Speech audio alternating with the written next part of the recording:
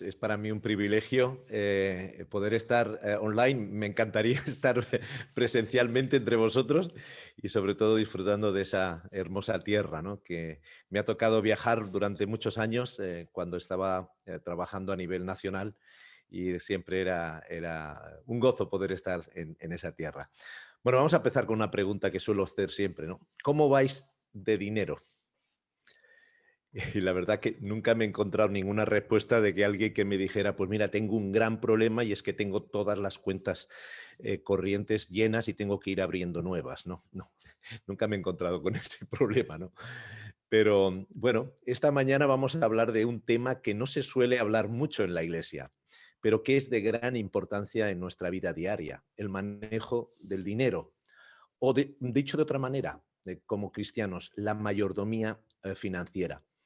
El título de la serie nos da una pista que la economía gestionada a la manera de Dios trasciende de lo puramente material y personal, a un plano más trascendental.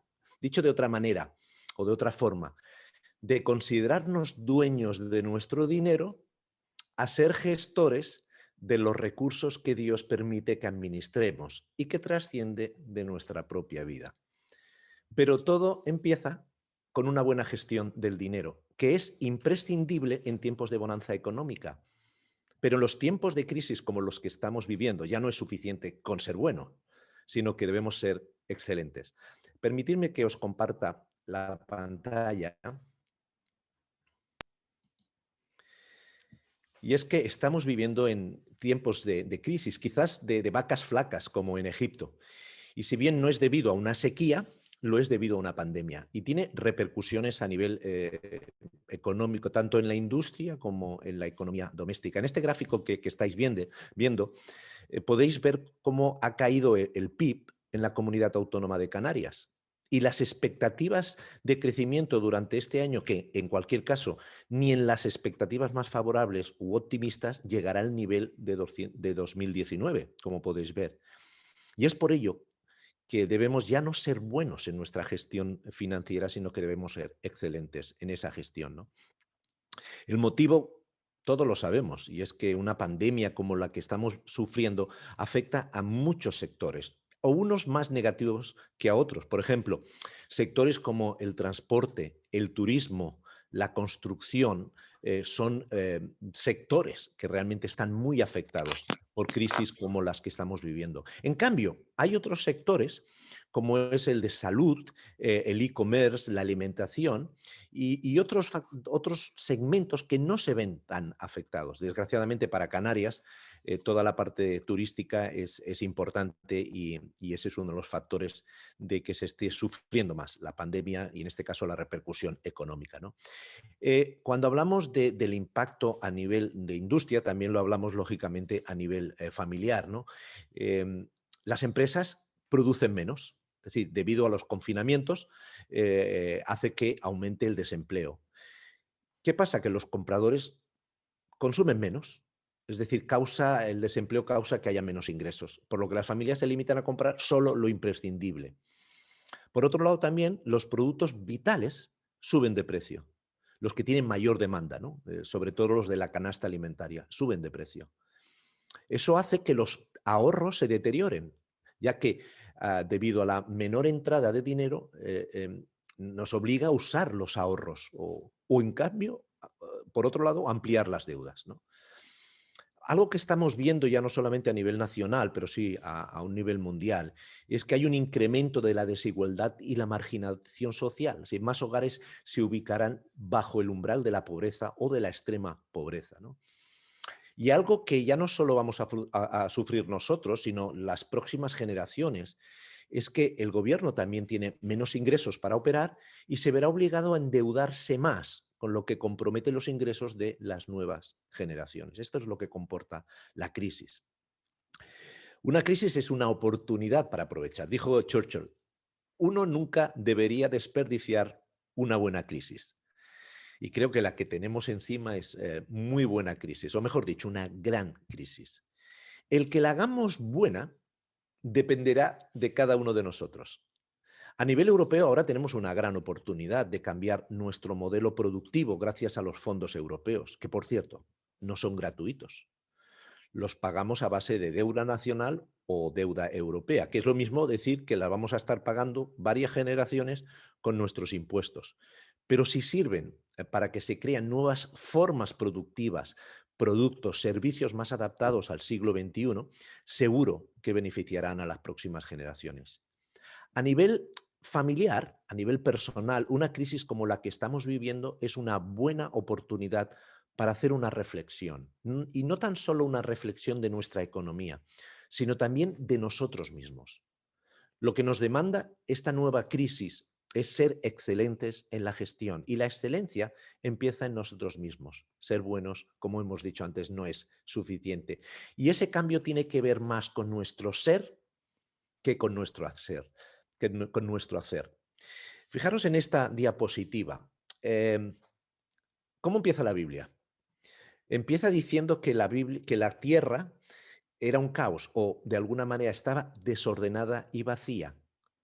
Y acaba diciendo en Apocalipsis 21 que vi un cielo y tierra nueva. En la economía, en las finanzas personales también rige este principio. Solemos iniciar una etapa de caos o de desorden y la palabra nos lleva a que tengamos trascendencia eterna en todo aquello que administramos. De aquí el título de Transformando tu economía de lo material a lo trascendental. Hoy vamos a centrarnos en 7 principios que deben tener un buen y fiel administrador de las finanzas para prosperar en tiempos de crisis y transformar nuestra economía. Y el próximo sábado 10 de abril, veremos los 7 ingredientes o pasos prácticos que se debería hacer para un exitoso manejo del dinero. O dicho de otra manera, hoy veremos lo que hay que ser y el próximo sábado veremos lo que hay que hacer. Bien, y lo vamos a ver a través de 2 ejemplos, pero sobre todo el de José como un fiel administrador en Egipto. Y lo vamos a basar también en los proverbios de Salomón, que fue un gestor lleno de sabiduría. ¿Creéis que es importante el tema del dinero en la Biblia? Aunque nos parezca extraño, la Biblia habla muchísimo sobre la mayordomía financiera, sobre los recursos. Fijaros, la oración es importante en la Biblia, todos lo sabemos, aparece unas 500 veces.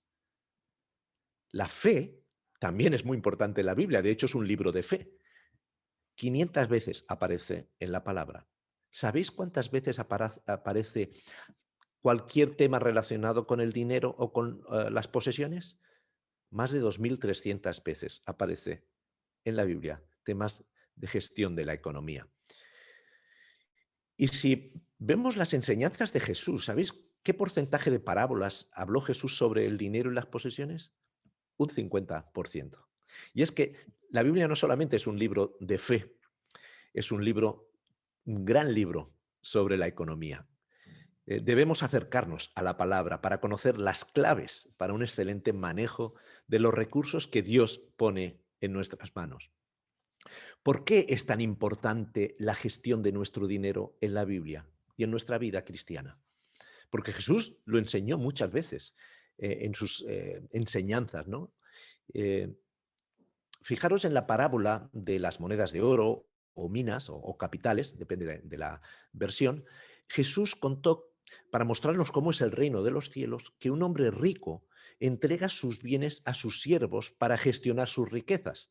Y vemos como por un lado el siervo que gestiona correctamente el dinero y lo multiplica, le alaba y le dice: bien, siervo bueno y fiel, en lo poco fuiste fiel, sobre mucho te pondré, entra en el gozo de tu Señor. En este caso, aunque se refiera al manejo del capital de su Señor, la enseñanza se extiende a todos los capitales que Dios nos permita gestionar, más allá del dinero. El capital físico, el intelectual, el espiritual, el relacional y también el financiero. Fijémonos que Jesús elogia básicamente 2 cosas a los siervos que multiplicaron su dinero: la fidelidad y el buen hacer. Uno tiene que ver más con una característica interior de la persona, la fidelidad, y el otro con la capacidad de gestión, una característica externa. Y es que es muy importante que la manera en que manejamos el dinero no solo muestra nuestra capacidad de gestión económica, sino que también es un reflejo de nuestra vida espiritual. Es una disciplina espiritual. La manera en que manejamos el dinero externamente dice mucho de nuestra vida interna. Y es que mi vida, lo que creo, mis principios, quién soy yo, determinan cómo pienso. Como pienso, determina cómo tomo decisiones. Y las decisiones que tomo me llevan por el camino del éxito o del fracaso. Y es que no podemos desvincular nuestra cartera de nuestra realidad como cristianos. ¿Debería existir una diferencia en el manejo de nuestra economía si conocemos a Cristo?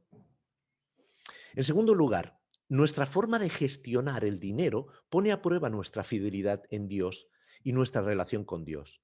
Fijaros que el texto dice que debido a esa buena gestión, Jesús invita a entrar en el gozo de su Señor.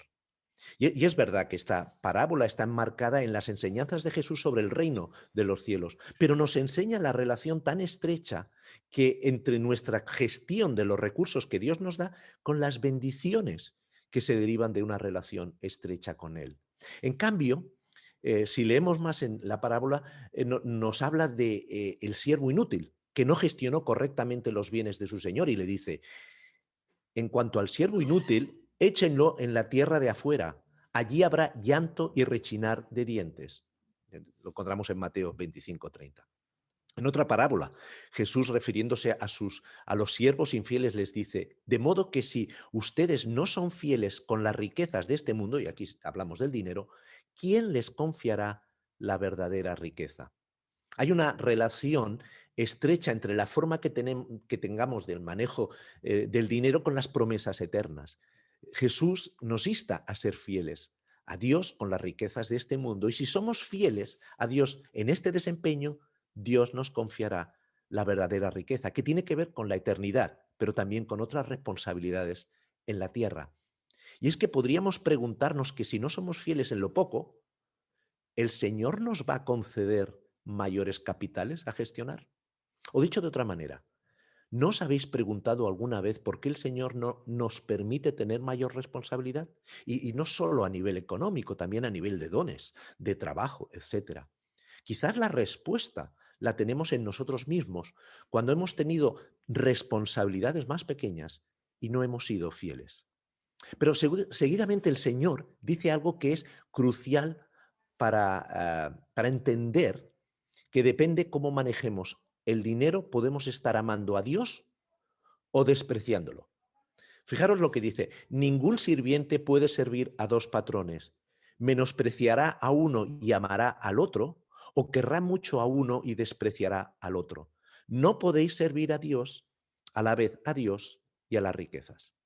Detrás de servir a la riqueza está Mamón, un dios que en aquel momento no lo conocían, pero que de este tema podemos hablar largo y tendido en otra ocasión. Pero es importante ser conscientes que hay una lucha espiritual en el manejo del dinero. Podemos hacerlo bajo los principios bíblicos o bajo los principios del príncipe de este mundo. Volvamos a las dos características que Jesús elogia de un fiel y buen administrador, la fidelidad y el buen hacer. En el caso de José, también podemos ver estas dos cualidades. Por un lado, una actitud interna, es decir, la fidelidad a Dios, que la veremos con su relación con Dios, su integridad y también por su humildad, al reconocer que Dios tiene el rol más importante en su vida y en sus capacidades, y reconocer que Él es un instrumento. Por otra parte, vemos el buen hacer, que es una cualidad exterior y que se ve a través de su capacidad de gestión de los recursos que Dios pone a su abasto, como la planificación, el ahorro, el contentamiento, la generosidad, ¿no? Siguiendo el ejemplo de José y los consejos de Salomón, conseguiremos que nuestras finanzas no queden en un plano puramente material, sino que tenga trascendencia para nosotros y también para los que nos rodean. Vamos a empezar con lo que le llamamos la prosperidad integral. A veces cuando hablamos de prosperidad podemos estar pensando en la teología de la prosperidad, ni mucho menos. Si hay alguna teología que hable del dinero en la Biblia, no es ni la de la pobreza ni de la prosperidad, sino la teología de la mayordomía, que es lo que realmente debemos de ser, mayordomos, administradores. Todos aspiramos a conseguir prosperidad financiera o económica. Pero déjame decir que Salomón llegó a experimentar que si solo se permite la prosperidad económica, si se persigue solo la prosperidad económica, no llegamos a la satisfacción plena, como dice su proverbio. Quien ama el dinero, de dinero no se sacia. Quien ama las riquezas nunca tiene suficiente. También esto es absurdo. Y apuntó algunas otras áreas que pueden hacernos sentirnos más felices. La sabiduría y el entendimiento valen más que el oro y la plata. La prosperidad o el éxito integral es como correr la carrera de la vida, llegando a la meta con todas las áreas de tu vida enteras. ¿Cuántos dejan algunas áreas por el camino para alcanzar el éxito económico? El bienestar requiere dinero, pero no es el ingrediente esencial para la buena vida. Como dice un amigo, doctor Andrés Panasiuk, ser rico es más divertido que no serlo, pero no nos asegura que seamos felices. Necesitamos crecer y prosperar con equilibrio en cada aspecto de la vida. Y el Señor nos ofrece unos capitales que debemos hacer crecer, y no solo el financiero, el físico, nuestro tiempo, nuestra salud, nuestras fuerzas. ¿Cómo cuidamos y utilizamos el templo del Espíritu Santo? El intelectual, nuestras capacidades. ¿Prosperamos en esta área? ¿Ponemos nuestra capacidad al servicio de los demás? ¿Contribuimos a hacer un mundo más justo? El relacional. ¿Cómo prospera nuestra relación con el cónyuge, con los hijos, con nuestros familiares, nuestros amigos, nuestros hermanos en la fe? El espiritual. ¿Cuál es nuestra relación con el Señor? ¿Estamos bendiciendo a otros con los dones? Y el financiero, del que hablamos hoy. Bien, vamos a ver estas 7 cualidades que son imprescindibles para participar en la carrera que nos lleve a esa prosperidad integral. Bueno, para ser mayordomos de alguien o administradores de alguien es imprescindible conocer a ese alguien y además conocer sus gustos y sus voluntades para poder hacer un trabajo eficaz. El primer versículo que habla de José es a los 17 años y ya nos dice que tenía una relación especial con Dios a través de los sueños. Lo primero es que tenía comunicación, ¿no?, con Dios a través de los sueños, ¿no? Ya tuvo varios sueños que explicó a sus hermanos y a su padre. José tenía una comunión muy activa con el Señor incluso a través de esos sueños. Job nos dice, Dios nos habla una y otra vez, aunque no lo percibamos, algunas veces en sueños, otras veces en visiones nocturnas, cuando caemos en un sopor profundo o cuando dormitamos en el lecho. Él nos habla al oído y nos aterra con sus advertencias para apartarnos de hacer lo malo y alejarnos de la soberbia. Pero no solamente tenía comunión con Dios, sino que además Dios estaba con él. Sí, como dice Génesis 39, ahora bien, el Señor estaba con José y las cosas le salían bien, mientras José vivía en la casa de su patrón egipcio. En este caso estaba hablando de Potifar. Posiblemente el último versículo de la Biblia que habla de José Job fue justamente, lo dijo Esteban, justo antes de ser apedreado, ¿no? Y dice, los patriarcas, movidos por envidia, vendieron a José para Egipto.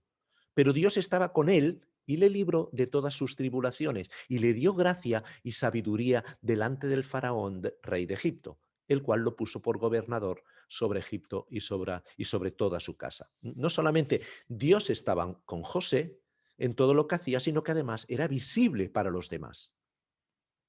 Fijaros, era un testimonio vivo para los demás. Mientras José vivía en la casa de su patrón egipcio, éste se dio cuenta de que el Señor estaba con José y lo hacía prosperar en todo.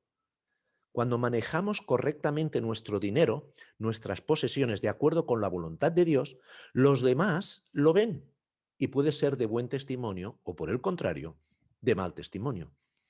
El primer principio es tener relación con Dios. Si queremos gestionar el dinero a la manera de Dios, debemos conocerlo y conocer lo que dice su palabra sobre la administración del dinero. Una de las razones de José de vivir cerca del corazón de Dios es porque era íntegro. Creo que todos recordamos la historia de José con la esposa de Potifar. Dice la palabra, José tenía muy buen físico y era muy atractivo, Después de algún tiempo, la esposa de su patrón empezó a echarle el ojo y le propuso, acuéstate conmigo. Pero José no quiso saber nada, sino que le contestó, mira, señora, mi patrón ya no tiene que preocuparse de nada en la casa, porque todo me lo ha confiado a mí.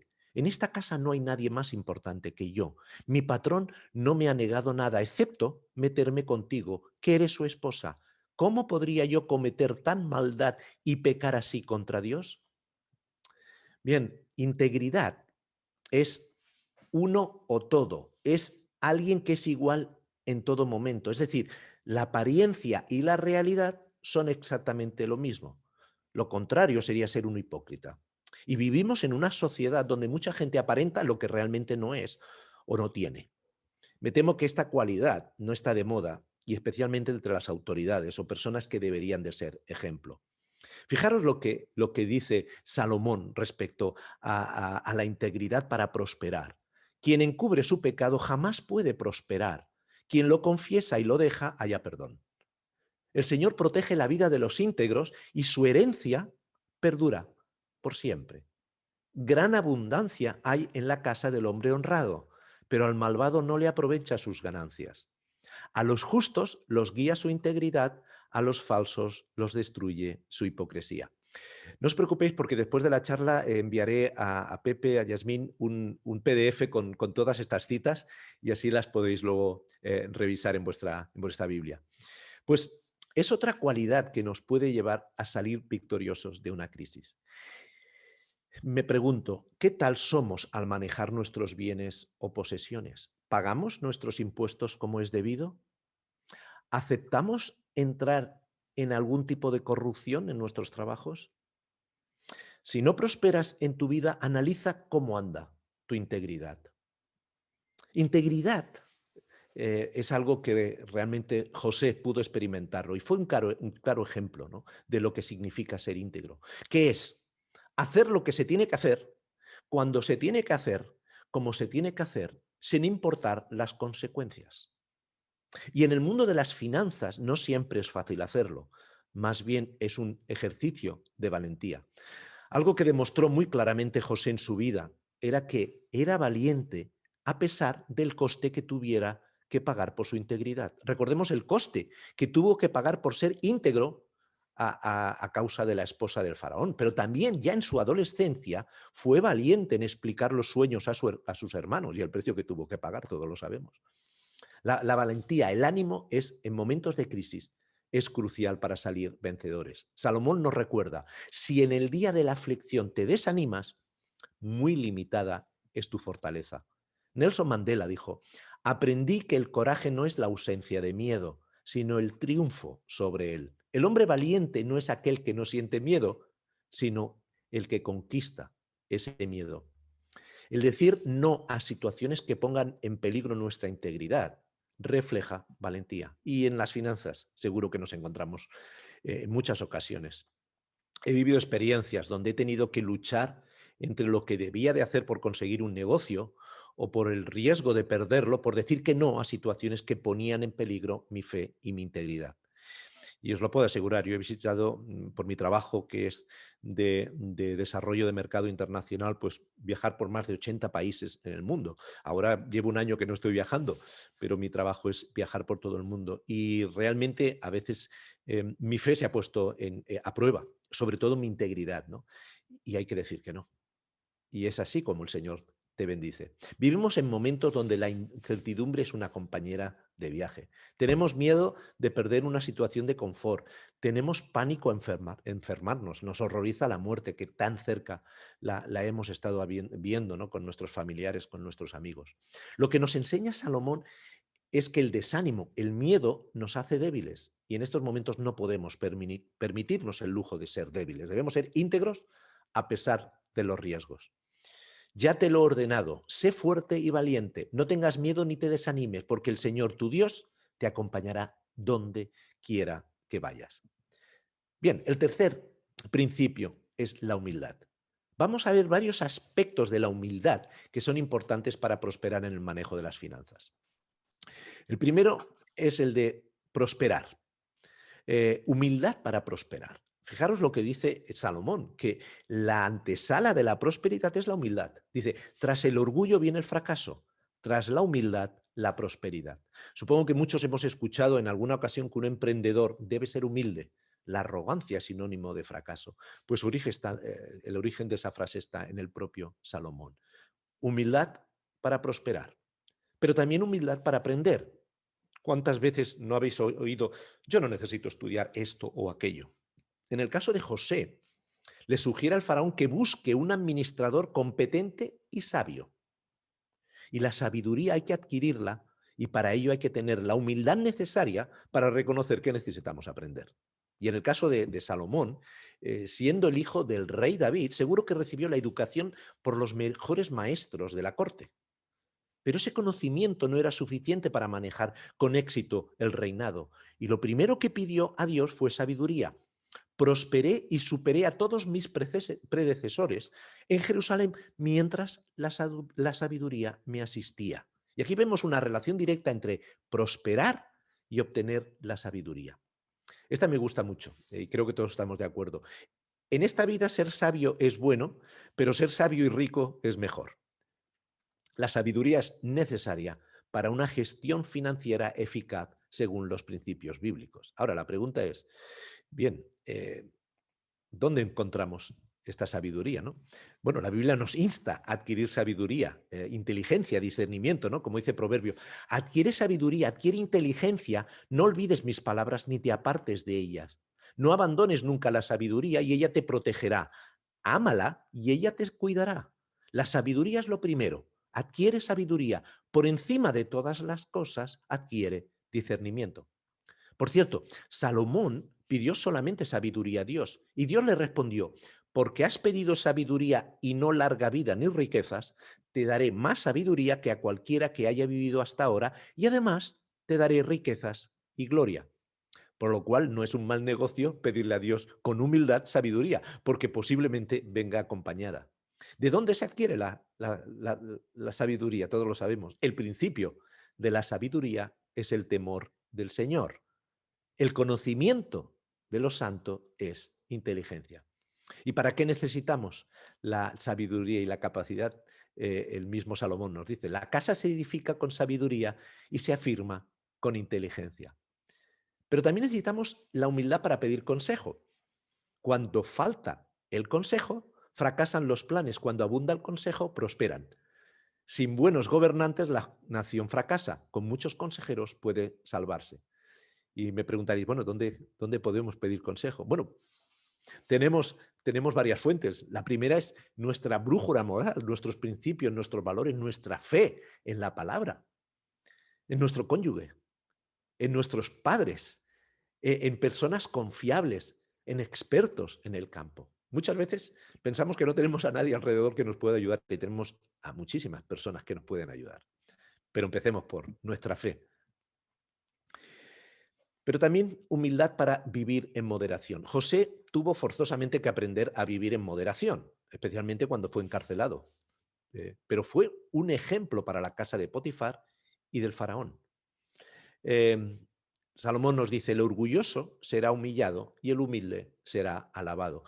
Aquí tenemos en la pantalla a tres personas muy ricas y que de alguna manera también son un ejemplo de vivir en moderación. Tenemos al fundador de IKEA, el Ingvar Kamprad, bueno, que tiene un activo de más de 3.000 millones de dólares. Sin embargo, hasta hace unos años manejaba un Volvo de unos 20 años de antigüedad, porque era bueno y seguro. Y yo añado, porque se lo vendieron montado, no como sus muebles, ¿no? Pero bueno, ¿por qué tener que tener un coche nuevo cuando tenía uno de segunda mano que le funcionaba bien? El Chur Fenney, que es el dueño de los duty free shops, cuando vais al aeropuerto los podéis ver, ha entregado casi toda su fortuna de más de 6.000 millones de dólares a estratégicas obras de ayuda alrededor del mundo. Sus activos actuales, cerca de 2 millones de dólares. Yo vine al mundo, dice, para trabajar duro, no para hacerme rico. Y además él es un modelo de filantropía para Bill y Melinda Gates. Dice, bueno, ¿para qué necesito 6.000 millones si con 2 millones de dólares puedo vivir perfectamente, ¿no? Y tenemos a uno de los también gestores de capitales de inversión más grandes de Estados Unidos, Warren Buffett, que es el presidente del consejo y CEO de Berkshire Hathaway. Es uno de los hombres más ricos del mundo. En el 2019, antes de la pandemia, su fondo ganó 85.000 millones de dólares. Bueno, pues este hombre sigue viviendo en su primera casa, en su casa de Omaha, en Nebraska, que compró hace 50 años por 30.000 dólares, ¿no? Y además no tiene una colección de autos de alta gama, sino que lo poco que conduce prefiere hacerlo en modelos de segunda mano. Bueno, dice Salomón, hay quienes no tienen nada y presumen de ricos, y hay quienes todo lo tienen y aparentan ser pobres. Necesitamos más ricos humildes. Pero algo muy importante, debemos de ser humildes para reconocer el señorío de Dios en nuestras finanzas. Lo primero que vemos en el pasaje es que José era un mayordomo fiel de Dios, justo antes de mostrar que sería un gran administrador para el faraón. Os recuerdo cuando José sale de la cárcel y se enfrenta al faraón para, de alguna manera, intentar interpretar en los sueños. En la conversación que José tiene con el faraón, cuando se presenta ante él para interpretar en los sueños, José muestra al faraón quién tiene la autoridad. No es él, sino es Dios. Y dice, no soy yo quien puede hacerlo, respondió José, sino que es Dios quien le dará al faraón una respuesta favorable. En realidad, los dos sueños del faraón son uno solo. Dios le ha anunciado lo que él va a hacer. Tal como le he dicho al faraón, Dios le está mostrando lo que va a hacer. El faraón tuvo el mismo sueño dos veces porque Dios ha resuelto firmemente hacer esto y lo llevará a cabo muy pronto. Fijaros que el faraón reconoce que solo José puede ser el escogido para la gestión, ya que en él reposa el Espíritu de Dios. Entonces el faraón les preguntó a sus servidores, ¿podemos encontrar una persona así en quien repose el Espíritu de Dios? ¿Os imagináis hoy en la actualidad que nos escogieran en posiciones de alta gestión o responsabilidad, ya sea económica, social o política, porque mostremos que Dios está con nosotros y que nuestro deseo es cumplir su voluntad? Y bueno, podríamos pensar, bueno, claro, a ver, en aquel momento José estaba en una posición delicada. Había estado como 3 años más o menos en la cárcel, era completamente pobre y además esclavo, ¿no? Eh, de alguna manera, cuando uno es pobre es fácil ser fiel a Dios. Pero, ¿qué pasa cuando tenemos todo lo que deseamos y no nos falta de nada? Bueno, por cierto, esta actitud de José siguió una vez que fue rico. Como vemos años más tarde, aproximadamente 9 años más tarde, es decir, había pasado los 7 años de gran abundancia en la que José se convirtió en posiblemente el hombre más rico después de Faraón, como gobernador de toda la tierra de Egipto. Y al cabo de 2 años ya, que ya habían entrado en las vacas flacas, eh, José entra en contacto con sus hermanos. ¿Y qué les dice? Pues en realidad fue Dios quien me mandó delante de vosotros para salvar vidas. Por eso Dios me envió delante de vosotros para salvaros la vida de manera extraordinaria y de ese modo aseguraros descendencia sobre la tierra. Fue Dios quien me envió aquí y no vosotros. Él me ha puesto como asesor del faraón y administrador de su casa y como gobernador de todo Egipto. Así dice tu hijo José, Dios me ha hecho gobernador de todo Egipto. Cuando somos pobres quizás sea más fácil reconocer la soberanía de Dios que cuando tenemos suficiente o nos sobra.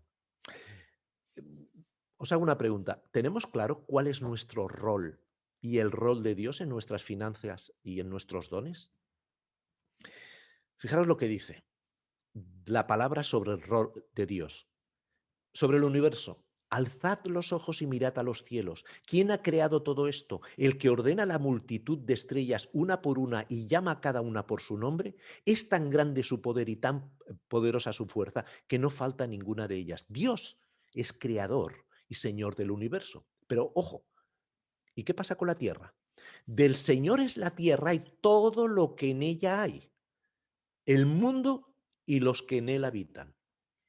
Pero si hablamos de la tierra, de las parcelas, la tierra no se venderá a perpetuidad porque la tierra mía es. Es decir, no solamente es el dueño, el creador del universo, sino que además es propietario de la tierra que pisamos. Aún más. ¿Y del dinero? Fijaros lo que dice Ageo: mía es la plata y mío es el oro, dice Dios de los ejércitos. Como mayordomos, como administradores, debemos reconocer que Dios no solo es creador, sino que es creador y dueño de todo lo que nos rodea, incluido el dinero. Tenemos que aprender a ser administradores de las cosas que tenemos, no dueños. El dueño está emocionalmente apegado a sus posiciones, a sus posesiones, y si las cosas le van bien, entonces estará alegre, pero lo que ocurra para mal hará que se enfade o sufra. Bien, vamos a la cuarta característica o principio, la planificación. Como resultado de la capacidad que Dios le dio a José es la planificación. Yo creo que todos tenemos esa capacidad, ¿no? Eh, ¿Qué vemos en la historia? Bueno, José planificó para que el pueblo no muriera de hambre. Dice el texto: además, el faraón debería nombrar inspectores en todo Egipto para que durante los 7 años de abundancia recauden la quinta parte de la cosecha en todo el país. Bajo el control del faraón, esos inspectores deberán juntar el grano de los años buenos que vienen y almacenarlo en las ciudades para que haya una reserva de alimento. Este alimento almacenado le servirá a Egipto para los 7 años de hambre que sufrirá, y así la gente del país no morirá de hambre. En este caso, la planificación de José conlleva inversión. Claro, la logística de poder almacenar una quinta parte, un 20% de toda la cosecha que se producía, eso requería una logística tremenda, ¿no? De almacenaje, transporte, pero también almacenaje en las ciudades, ¿no? Porque se iba a recoger durante 7 años. Y una planificación que debía recoger cuánto, cuándo, dónde, quién y para qué. Eso es lo que debe tener una planificación. Y la planificación es la clave del proceso de donde estamos a donde queremos llegar. Lo veis en el gráfico, de dónde estamos a donde queremos llegar. El camino es la planificación. En nuestras finanzas es crítico este proceso y lo veremos en la próxima charla. La Biblia está llena de ejemplos de planificación estratégica: la creación del mundo, la construcción del arca, de los 2 tabernáculos, del templo, de la reedificación de los muros, incluso de la expansión del evangelio en los hechos de los apóstoles. Nos habla cómo es la estrategia, primero en Jerusalén y con un orden hasta cubrir toda la tierra. Se planifica con oración. Pon en manos del Señor todas tus obras y tus proyectos se cumplirán. Planificamos con oración, planificamos con diligencia, con competencia. Los planes bien pensados, pura ganancia. Los planes apresurados, puro fracaso. Planificar con justicia, como lo hizo José. El ahorro que propició José tenía como objetivo procurar el bien del pueblo. Eran justos esos planes. En los planes del justo hay justicia, pero en los consejos del malvado hay engaño. Y planificar con consejo, ¿no? Como hemos leído antes, cuando falta el consejo, fracasan los planes. Cuando abunda el consejo, prosperan, ¿no?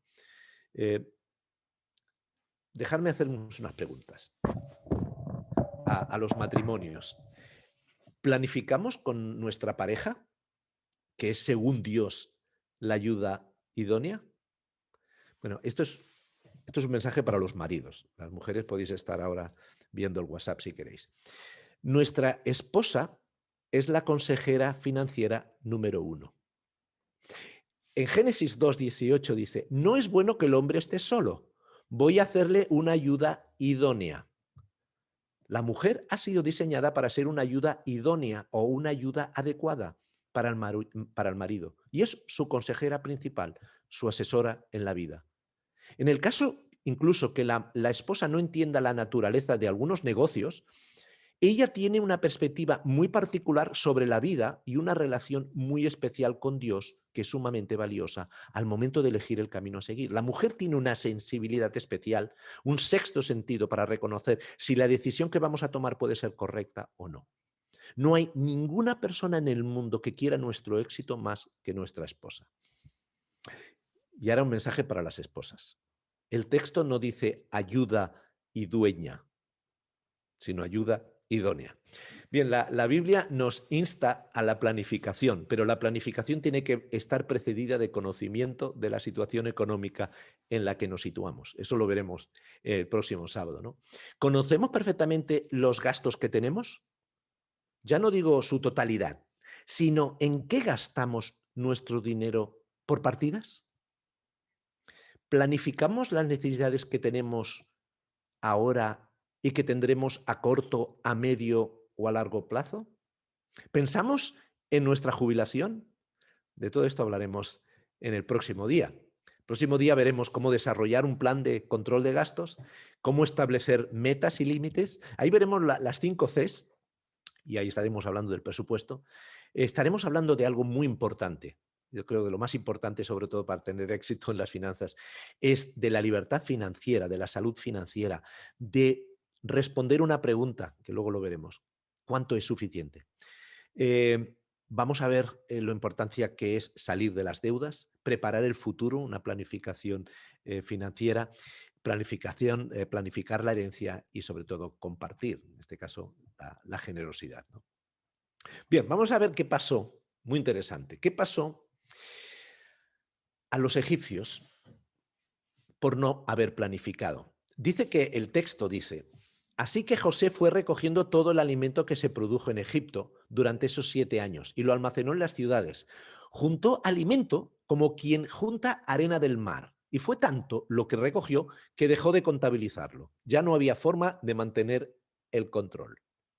Y fijaros que se está refiriendo a ese 20%, a esa quinta parte de la cosecha, ¿no? Imaginaros lo que podía ser del resto de la producción de alimentos, del 80% restante. Por lo tanto, todos los habitantes de Egipto tuvieron la posibilidad de almacenar su propio cereal o alimento. Pero ¿qué pasó? Bueno, llevó al pueblo de Egipto a una situación desesperada. Decía, nada, cuando empezaron ya los años de hambre, el hambre en Egipto y en Canaán era terrible. No había alimento en ninguna parte y la gente estaba a punto de morir. Todo el dinero que los habitantes de Egipto y de Canaán habían pagado por el alimento, José lo recaudó para recaudarlo o para depositarlo en el palacio del faraón. Bueno, ¿qué nos dice la palabra? Quien no planifica no guarda para el futuro. En casa del sabio abundan las riquezas y el perfume, pero el necio todo lo despilfarra. Si no planificamos pensando en el futuro, podemos encontrarnos con situaciones inesperadas sin poder enfrentarlas con suficiente garantía de pasarlas con éxito. Por ejemplo, una pérdida de trabajo, enfermedad larga, etcétera. De ahí lo importante del quinto principio, que es el ahorro. Quizás la decisión más importante que se tomó durante los 7 años de vacas gordas fue el de ahorrar un 20% de la cosecha. Dice el texto, además, el faraón debería nombrar inspectores en todo Egipto para que durante los 7 años de abundancia recauden la quinta parte de la cosecha. Y en la planificación vemos que se dedicó a recorrer todo el territorio de Egipto durante los 7 años de abundancia. La tierra produjo grandes cosechas. Así que José fue recogiendo todo el alimento que se produjo en Egipto durante esos 7 años y los almacenó en ciudades. Juntó alimentos como quien junta arena del mar. Bien, cuando ya el hambre se había extendido por todo el territorio y había arreciado, José abrió los graneros para vender alimento a los egipcios, además de todos los países que llegaban a Egipto para comprarle alimento a José, porque el hambre cundía ya por todo el mundo. Encontramos en Génesis 41. En este sentido, el ahorro del 20% fue crucial para que la nación no muriera de hambre en los años de hambruna. El ahorro es un principio bíblico. El ahorro es de sensatos. Anda, perezoso, fíjate en la hormiga, dice Salomón. Fíjate en lo que hace y adquiere sabiduría. No tiene quien la mande, ni quien la vigile ni gobierne. Con todo, en verano almacena provisiones y durante la cosecha recoge alimentos. Pero es que el ahorro enriquece. El dinero mal habido pronto se acaba. Quien ahorra poco a poco se enriquece. ¿Sigues este ejemplo en cuanto eh, a lo de guardar, eh, a lo de ahorrar, pensando que en algún momento puede venir un tiempo de crisis como el que estamos viviendo? Debemos diferenciar el ahorro por motivos de planificación para gastos o inversiones para el futuro que el propósito de ahorrar para enriquecerse debido a la codicia o a la avaricia. En el caso de José, como hemos visto en la planificación, tuvo que invertir y posiblemente mucho dinero para poder construir almacenes y toda la infraestructura de gestión de los alimentos. Y una forma del ahorro es la inversión. ¿Invertimos nuestros ahorros en algo que nos generará un capital en el futuro? ¿Invertimos en educación? ¿Nos formamos para poder acceder a puestos de trabajo en los cuales podamos tener una mayor compensación económica? Bien, el ahorro tiene algo muy importante y es que tenemos de cuidar sobre todo la cualidad de la paciencia, ¿no? Y la paciencia es crucial para evitar gastos no esenciales e incrementar los ahorros. Dejadme que os ponga un vídeo que quizás alguno de vosotros lo ha podido ver, pero es muy interesante porque nos habla de este tema.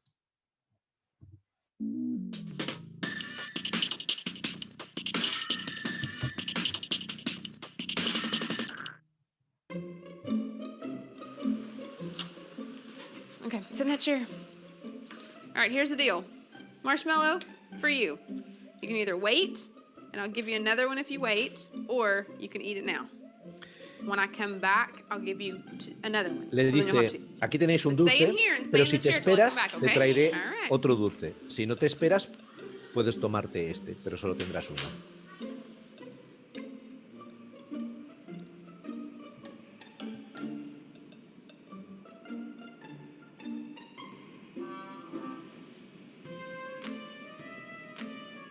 I'm gonna go do something, and then I'll come back. It smells yummy. It smells really good.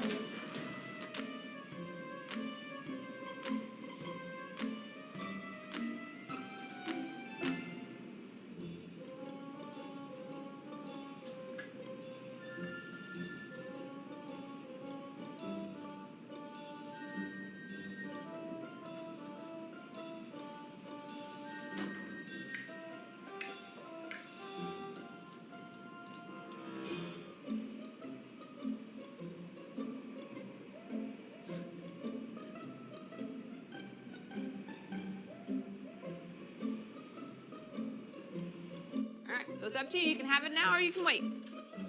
Okay? Menuda tentación. I'll be back. Stay in the chair, okay? Okay.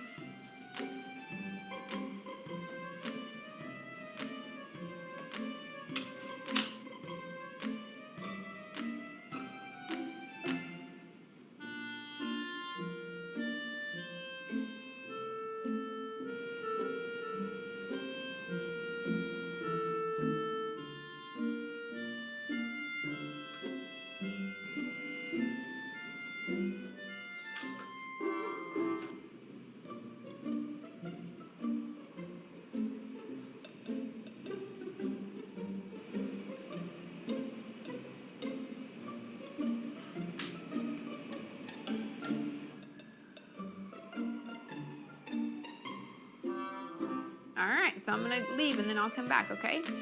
So you can either eat it right now or you can wait. Either way, okay? Okay. Puedes comértelo ahora o puedes esperar y te doy otro.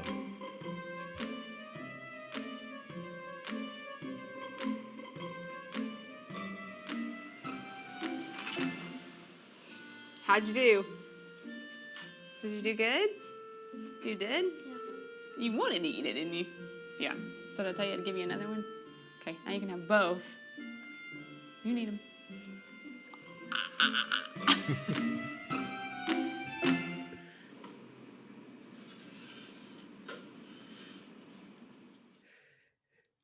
Bien, no sé si lo habíais visto este vídeo, pero es muy interesante, porque además este es un trabajo científico que se hizo.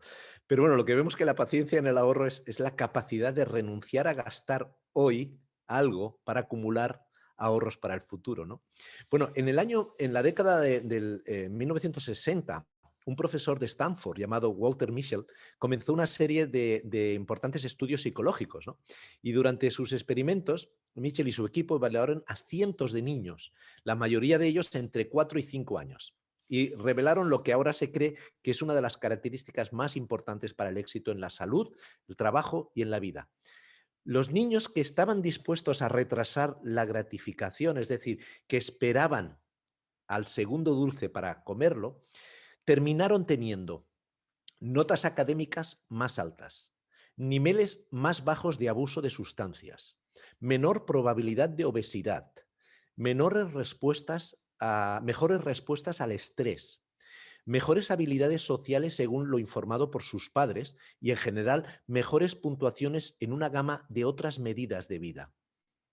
Los investigadores siguieron a cada niño durante más de 40 años, una y otra vez. El grupo que experimentó pacientemente al segundo dulce tuvo éxito en cualquier capacidad que midieran. En otras palabras, esta serie de experimentos demostró que la capacidad de retrasar la gratificación era crítica para el éxito de la vida. Hay una relación muy estrecha entre el ahorrador, el ser ahorrador y ser paciente.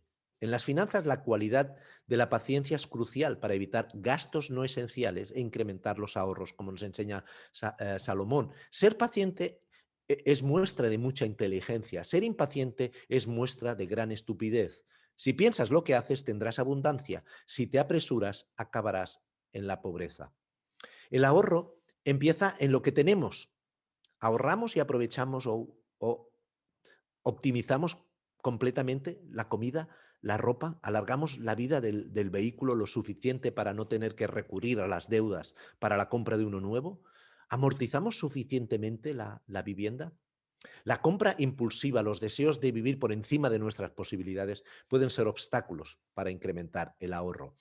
A la derecha tenéis el ejemplo del bambú japonés. Y algo muy curioso sucede con el bambú japonés. Cuando siembras la semilla, lo abonas, lo riegas constantemente, ves que en los primeros meses no sucede nada apreciable. Es más, durante el primer año no sucede nada. Tampoco sucede el segundo o tercer año. Es más, durante los 7 primeros años no pasa absolutamente nada con esa semilla. Sin embargo, durante el 7º año y en un periodo de 6 semanas, esta planta de bambú crece más de 30 metros. Entonces, ¿qué hace durante esos 7 años? Bueno, aunque no lo veamos, toda la acción surge bajo tierra. Durante ese tiempo, el bambú crea un complejo y fuerte sistema de raíces que lo sostendrán firme el resto de su vida. ¿Tomó a esta planta solo 6 semanas para crecer o le tomó 7 años y 6 semanas? Vamos a ver lo que le pasó al pueblo de Egipto por no haber ahorrado lo suficiente en momentos de bienestar. Por eso hablamos de ahorro versus deuda. Los egipcios gastaron su efectivo. Dice, cuando a los egipcios y cananeos se les acabó el dinero, los egipcios fueron a ver a José y le reclamaron, danos de comer, ¿hemos de morir en tu presencia solo porque no tenemos más dinero? Y ojo, eso pasó al principio del tiempo ya de hambruna. Bien, el primer punto cuando uno se endeuda o se sobreendeuda es que pierde su efectivo, el cash. Lo segundo, los egipcios tuvieron que hipotecar sus bienes. Si ya se os acabó el dinero, traed vuestro ganado y a cambio os daré alimento. Los egipcios llevaron a José su ganado, es decir, sus caballos, vacas, ovejas y asnos. Y a cambio de ellos José les dio alimento durante todo ese año. De esa manera, José adquirió para el faraón todas las tierras de Egipto porque los egipcios, obligados por el hambre, le vendieron todos sus terrenos. Cuando nos endeudamos, perdemos primeramente nuestro efectivo, pero segundo, tenemos que avalar con todos nuestros bienes. Podemos llegar a perder también nuestros bienes. Tercero, los egipcios se convirtieron en esclavos del faraón. ¿Vas a permitir que nos muramos junto con nuestras tierras? Cómpranos a nosotros. Así seremos esclavos del faraón junto con nuestras tierras. Y todo en Egipto quedaron reducidos a la esclavitud. Tú nos has salvado la vida y hemos contado con tu favor, respondieron ellos. Seremos esclavos del faraón. Bueno, ya Salomón ya nos lo dice. Los ricos son los amos de los pobres, los deudores son esclavos de sus acreedores.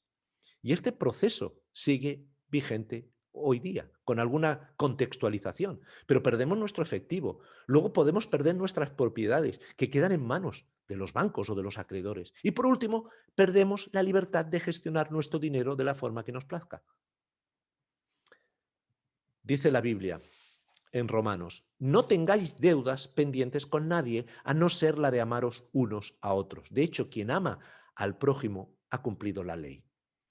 Deuteronomio, si obedeces al Señor tu Dios, todas estas bendiciones vendrán sobre ti y te acompañarán siempre. El Señor abrirá los cielos, su generoso tesoro, para derramar a su debido tiempo la lluvia sobre la tierra y para bendecir todo el trabajo de tus manos. Fijaros lo que les dice. Tú les prestarás a muchas naciones, pero no tomarás prestado de nadie. La deuda ha llegado a ser una parte importante en nuestras finanzas, pero no es deseable por las consecuencias que puede tener en nuestra libertad de gestionar el dinero como mejor nos plazca. Solo endeudarse por patrimonios que suben de valor tiene sentido, como una inversión para realizar en nuestro negocio. Solo un detalle histórico. Antes de la Segunda Guerra Mundial, los bancos debían de disponer de oro como garantía del dinero que gestionaban o que se emitía. Se producía dinero y se garantizaba con el mismo valor en oro. A partir de entonces, se emite dinero a cargo de deuda. Y así nos va.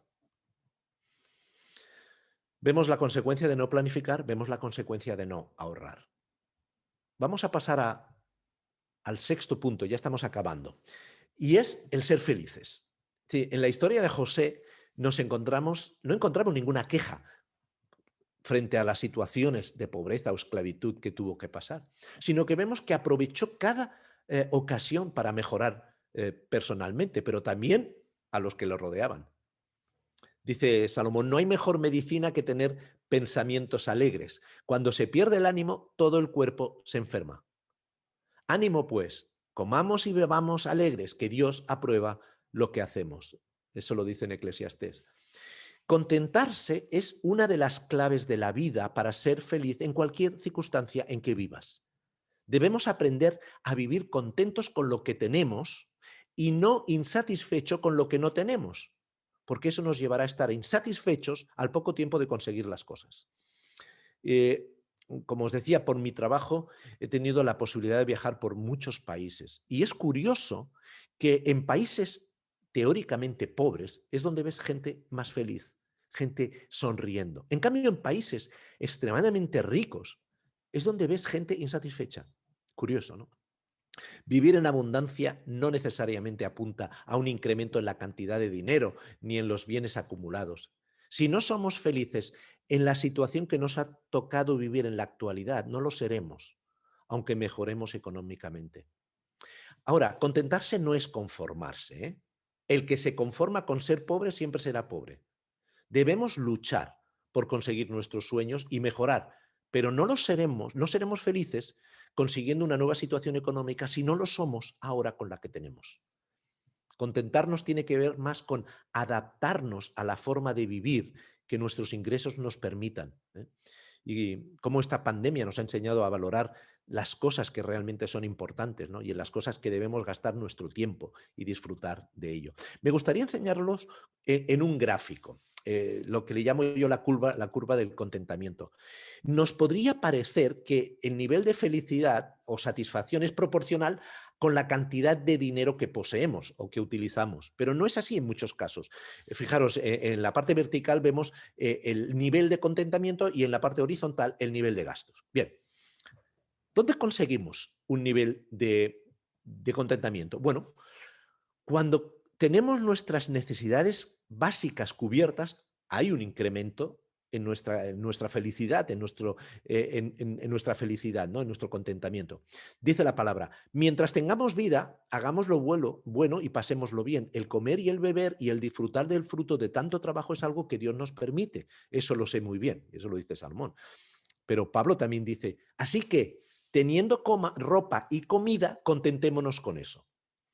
Ahora bien, si además podemos tener un nivel de confort, aún vamos a tener mayor contentamiento, mayor felicidad, ¿no? Dice Salomón, los proyectos del diligente resultarán en abundancia, pero todo apresurado va a parar a la escasez. Y sigue diciendo Pablo, Timoteo, quien nos da todas las cosas en abundancia para que las disfrutemos. Bien, ahora, ¿qué pasa cuando gastamos y gastamos más solamente pensando en nosotros mismos.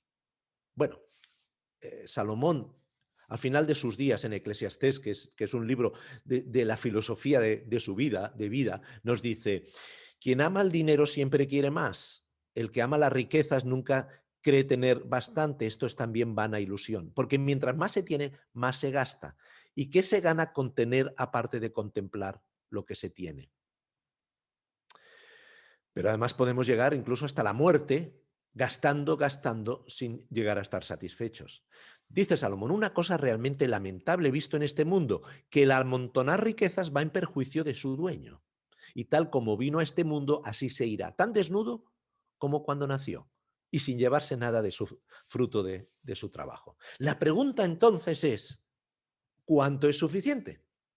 Y esa es la clave para vivir y planificar una vida abundante, pero también satisfactoria. Como dice Ron Blue, que es un consultor cristiano financiero, dice, hay dos maneras de alcanzar lo suficiente. Una es acumular más y la otra es desear menos. Podemos seguir incrementando nuestra felicidad, nuestra satisfacción, cuando estamos ahorrando, cuando estamos invirtiendo, cuando estamos ayudando a otros con nuestro sobrante. Entiendo que las secuelas económicas de esta crisis harán difícil que podamos invertir o ahorrar mucho dinero, pero sí que podemos revisar nuestras prioridades de gastos y quizás ajustarlo a esta nueva realidad económica. Eso no quiere decir que vayamos a ser más infelices, sino que debemos aprender a ser igual o incluso más felices en la nueva situación. Espero que este gráfico os pueda ayudar, ¿no?, a entender el concepto del contentamiento. Y por último, una cualidad muy importante que debemos de tener es la de ser generosos. Y José fue generoso con los suyos. José tenía claras sus prioridades en cuanto al cuidado de su pueblo y su rol como instrumento de bendición de Dios. En estos versículos no solo vemos la cualidad de José en ayudar a los suyos, sino también la de ser canal de bendición y protección de Dios hacia su pueblo. Dice que desde hace 2 años la región está sufriendo de hambre y todavía faltan 5 años más en las que no habrá siembra ni cosecha. Eso se lo dice José a sus hermanos. Por eso Dios me envió delante de vosotros para salvaros la vida de manera extraordinaria y de ese modo aseguraros descendencia sobre la tierra. Fue Dios quien me envió aquí y no vosotros. Él me ha puesto como asesor del faraón y administrador de su casa.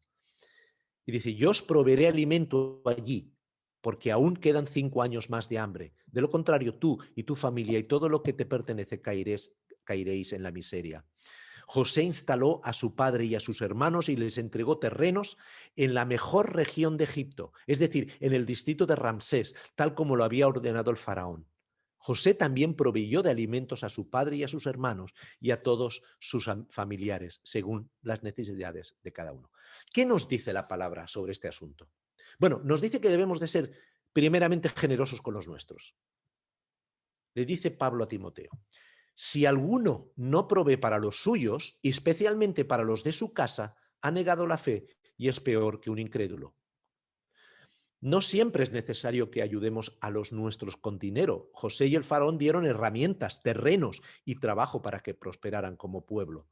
Una de las mejores herramientas que podemos dejar a nuestros hijos es una buena formación académica. Y como comentaba anteriormente, dejarles un ejemplo de cómo nosotros manejamos los recursos que Dios nos permite administrar. Como dice Einstein, el ejemplo no es la mejor forma de influir en otros. Vuelvo a repetirlo. El ejemplo no es la mejor manera o la mejor forma de influir en otros. Es la única. Dice Timoteo, enséñales que hagan bien, que sean ricos en buenas obras, generosos y prontos a compartir, acumulando para sí el tesoro de un buen fundamento para el futuro, para que puedan echar mano de lo que en verdad es la vida. El que es generoso prospera, el que reanima será reanimado. La Biblia nos dice que debemos ayudar a los nuestros. Dios nos llama a ser generosos con los pobres también. Dice Salomón, el que ayuda al pobre siempre tendrá de todo. El que no ayuda al pobre terminará en la desgracia. Y José tenía clara sus prioridades en cuanto al cuidado de su pueblo, ¿no? Y su rol como instrumento de bendición. La generosidad de José repercutía en el desarrollo de la misión de Dios que tenía para su pueblo. A través de José, Dios bendijo a su pueblo y éste creció en gran manera. De hecho, José les dice que estaba para salvarlos. Dice, Dios me envió delante de vosotros para salvaros la vida.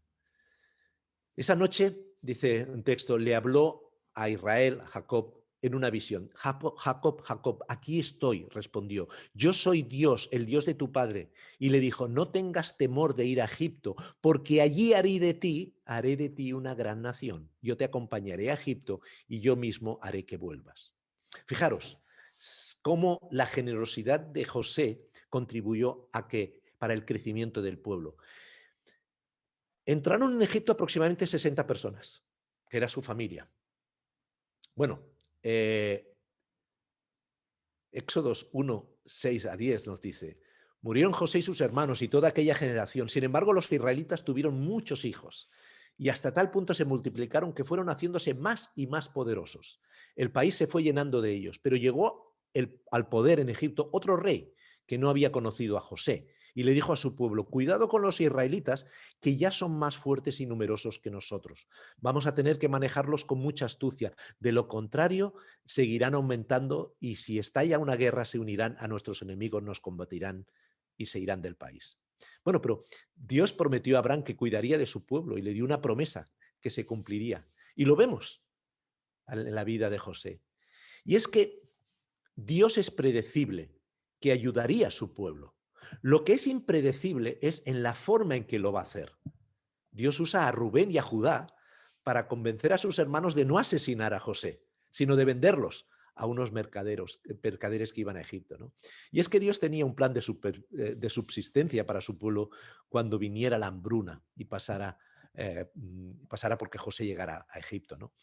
Tú y yo podemos ser canales de bendición para la extensión del reino y para ello la clave es estar dependiendo del Señor y estar disponible para eso, ¿no? ¿Qué nos dice la Biblia en este asunto?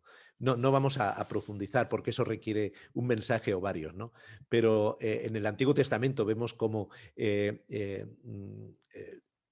la normativa de ofrendar para financiar a los servidores del templo, ¿no? A los que servían a Dios, ¿no? Dios nos pide que esa generosidad sea un canal de bendición a los que están dedicados a su obra, para que ésta continúe, para que la salvación llegue a otros, ¿no? Pablo dice, al que se le enseña la palabra, que comparta toda cosa buena con el que le enseña, ¿no? Los ancianos que gobiernen bien sean considerados dignos de doble honor, precisamente los que trabajan en la predicación y en la enseñanza, ¿no? Ustedes sean enriquecidos en todo sentido para que toda ocasión puedan ser generosos y para que por medio de nosotros la generosidad de ustedes resulte en acción de gracias a Dios. Hubo una ocasión, creo fue en Londres, en una iglesia de Londres, en el que había una iglesia muy grande que estaban, tenían un proyecto de ampliación del templo y además de enviar más misioneros a la misión. Y bueno, estaba motivando a la iglesia pues, a ofrendar. Y en un momento, en un domingo, se presenta delante de la iglesia y les dice, hermanos, tengo una muy buena noticia y otra no tan buena. ¿Por cuál queréis que empiece? Oh, por la buena. Pues mira, hermanos, os tengo que asegurar que tenemos ya todo el dinero para poder hacer la extensión del templo y para enviar a los misioneros. Dice, la que no es tan buena es que ese dinero aún está en vuestras cuentas corrientes. Bien, es una anécdota, pero que nos enseña que podemos ser generosos. Bien, la generosidad para proveer bienestar. José tenía muy claro de llevar la prosperidad a su pueblo, en este caso a la casa del faraón, pero eso repercutiría en su propio bienestar y en lo de los suyos, ¿no? Dice que de esa manera José adquirió para el faraón todas las tierras de Egipto, ¿no? Porque los egipcios, obligados por el hambre, le vendieron todos sus terrenos, ¿no? Y así como todo el país llegó a ser propiedad de Egipto. Todo el dinero que los habitantes de Egipto y de Canaán habían pagado por el alimento, José lo recaudó para depositarlo en el palacio del faraón. José estableció esta ley en toda la tierra de Egipto, que hasta hoy día sigue vigente. La quinta parte de la cosecha le pertenece al faraón. Fijaros, José estableció una norma de pagar unos impuestos a la casa del faraón del 20% de lo cosechado. Hoy día seguimos esta norma en forma de impuestos, ¿no? ¿Qué canales tiene Dios para llevar este bienestar? Bueno, la palabra nos dice en Jeremías, además busquen el bienestar de la ciudad a donde les he deportado y pidan al Señor por ella, porque el bienestar de ustedes depende del bienestar de la ciudad. Hermanos, el Señor nos llama a que a que llevemos el bienestar. Pero fijaros, vemos muchos ejemplos. Por ejemplo, en el caso, por ejemplo, del libro de Esther, el judío Mardoqueo fue preeminente entre su pueblo y segundo en jerarquía después del rey Asuero. Alcanzó gran estima entre sus muchos compatriotas porque procuraba el bien de su pueblo y promovía su bienestar. Y en la parábola de los talentos vemos cómo Dios premia, alaba a los siervos que multiplicaron los recursos que su rey pone en sus manos o su señor.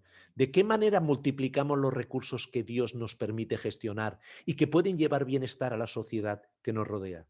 Los cristianos deberíamos de tener una especial sensibilidad para crear riqueza a nuestro alrededor, crear bienestar. ¿Qué bienestar estamos procurando para nuestros hijos?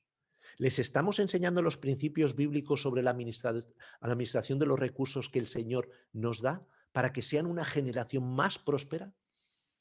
Enseñanza de cómo no caer en los errores, ¿no? Bien, por último, después de estos años de escasez, el pueblo de Israel estuvo durante 400 años y creció significativamente. De 60 que entraron, aproximadamente marcharon unos 2 millones. Y bueno, al final esa tierra que había más que suficiente se convirtió en la tierra de lo no suficiente. Llegaron a ser esclavos y prácticamente no tenían suficiente para poder subsistir. Pero Dios los envió durante 40 años al desierto, en la tierra de lo suficiente. Vamos, no sobraba nada, les daba el maná por la mañana, por la noche. Tenían justo lo que necesitaban. ¿Para qué? Para depender enteramente de Dios. El maná, los pajarillos, etc. Pero luego había una tierra, la tierra donde fluye la leche, la miel, la tierra de lo más que suficiente. Ahí tenían de sobras. ¿Dónde estás tú? ¿En qué tierra estás hoy viviendo? ¿Estás pasando por dificultades? ¿No llegas a final de mes? ¿Estás endeudado? ¿Careces de libertad económica? ¿O estás en el Sinaí? Llegas justo a final de mes. ¿Estás experimentando pruebas del Señor?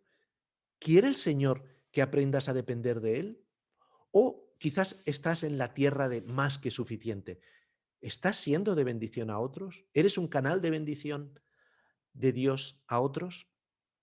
Te encuentres donde te encuentres, el Señor tiene un plan para tu vida y tiene un plan para tu dinero. Tiene planes de bienestar, aunque podamos estar pasando por momentos difíciles.